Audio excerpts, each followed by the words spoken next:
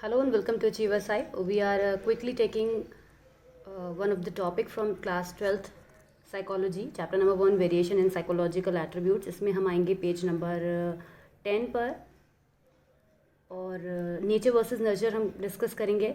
Theories of intelligence हम सारी discuss कर चुके हैं, आप लास्ट वीडियोस देख सकते हैं. आज के इस वीडियो में हम we will be talking about nature versus nurture, यानी कैसे हेरिडिटी और एनवायरनमेंट का फ़र्क पड़ता है इंटेलिजेंस पर, इसके बारे में हम यहाँ बात करेंगे. So this is page number 12. Sorry, individual differences in intelligence. तो पहले बात करते हैं कि इंडिविजुअल डिफरेंसेस क्या होते हैं. Although we have already discussed about it, but फिर भी हम एक क्विक रिविजन यहाँ पे करेंगे इंडिविजुअल डिफरेंसेस का. कोई भी पर्सन किसी दूसरे पर्सन से जिस तरह से अलग होता है उसी को हम कहते हैं इंडिविजुअल डिफरेंसेस.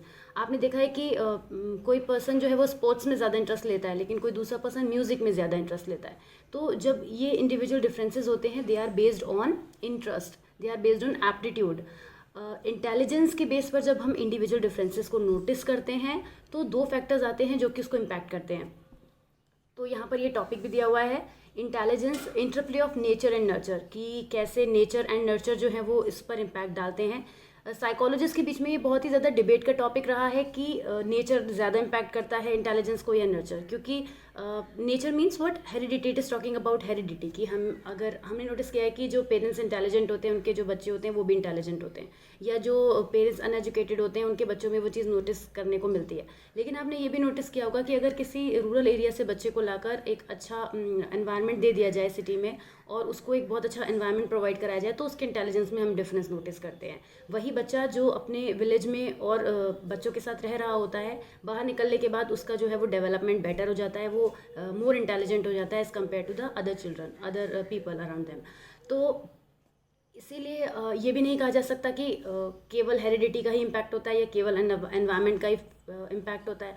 आपने देखा होगा कि बहुत सारे बच्चे ऐसे भी होते हैं जो जिनके पेरेंट्स बहुत इंटेलिजेंट होते हैं, बट एनवायरनमेंट गलत मिल जाने की वजह से या वो गलत एनवायरनमेंट में चले जाने की वजह से they start doing something wrong और कुछ ऐसा करने लग जाते हैं जिससे उनका अपने करियर से या अपने वर्क से जो है फोकस हट जाता है, एंड दिस इज़ हाउ उनका इंटेलिजेंस लेवल भी डाउन होता चला जाता है.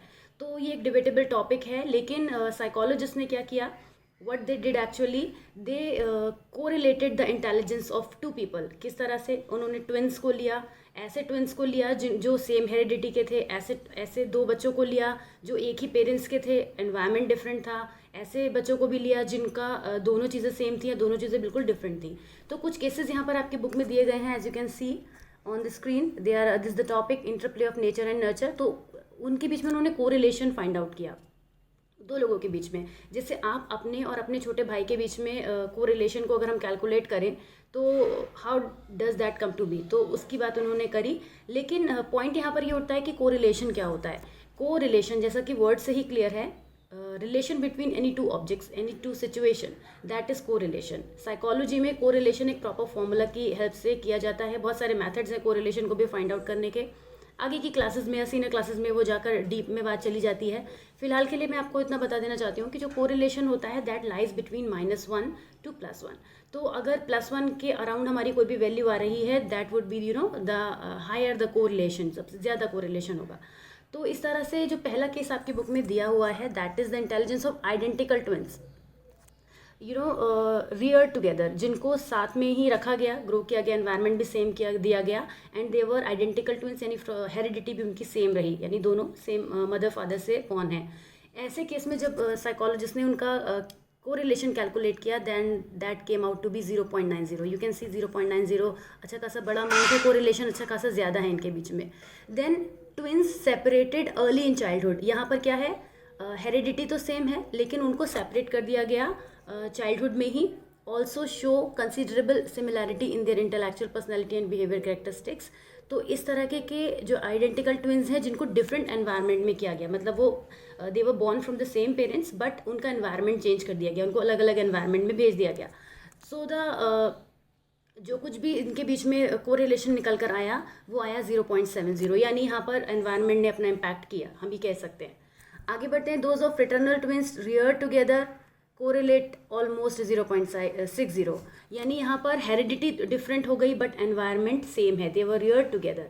इनका जो कोरिलेशन आया वो 0.60. अब देखिए यहाँ पर भी और कोरिलेशन जो है थोड़ा सा लेस हो गया. तो इस तरीके से यहाँ पे हम नोटिस करते हैं कि डिफरेंट केसेस में किस तरह से कोरिलेशन डिफरेंट होता जा रहा है. And those of brothers and sisters rear together correlate about 0.50. This is our case, normal your case, कि आपके जो भाई बहन होते हैं they are rear together, then the correlation came out to be 0.50. While sibling reared apart, आपके जो you are born from the same parent but you are not twins, लेकिन आपका जो एनवायरनमेंट है वो बदल दिया गया. एक बच्चे को जो होता है वो अलग एनवायरनमेंट में भेज दिया गया फ्रॉम द चाइल्डहुड. तो जो कोरिलेशन निकल कर आया that came out to be 0.25. Another line of evidence come from the studies of adopted children. Adopted children के केस में भी केस डिफरेंट हो जाता है, which show that children's intelligence is more similar to their biological rather than adoptive parents. तो इस तरह से हमने बहुत सारे केसेस यहाँ पे डिस्कस किए. With respect to the role of environment, studies have reported that as children grow in age their intelligence level tends to move closer to that of their adoptive parents. Increase होता है और close होता जाता है to their adoptive parents. Children from disadvantaged home adopted into families with higher socio-economic status exhibit a large increase in their intelligence score. This is how you can understand. Environmental factors का बहुत ज़्यादा फ़र्क पड़ता है, क्योंकि अगर rich nutrition दिया जाए, गुड फैमिली बैकग्राउंड दिया जाए, इक्वालिटी स्कूलिंग दी जाए, वो इंटेलिजेंस को इंक्रीज़ करती है. This is all we generally see in our environment also. तो this is how you can see and you can observe. तो बहुत सारा एनवायरनमेंट जब हम बदल देते हैं, किस तरह के का एनवायरनमेंट हम देते हैं, वो बच्चे के डेवलपमेंट पर डायरेक्टली इम्पैक्ट डालता है एंड ऑल्सो इंटेलिजेंस पे बहुत ज़्यादा इम्पैक्ट डालता है.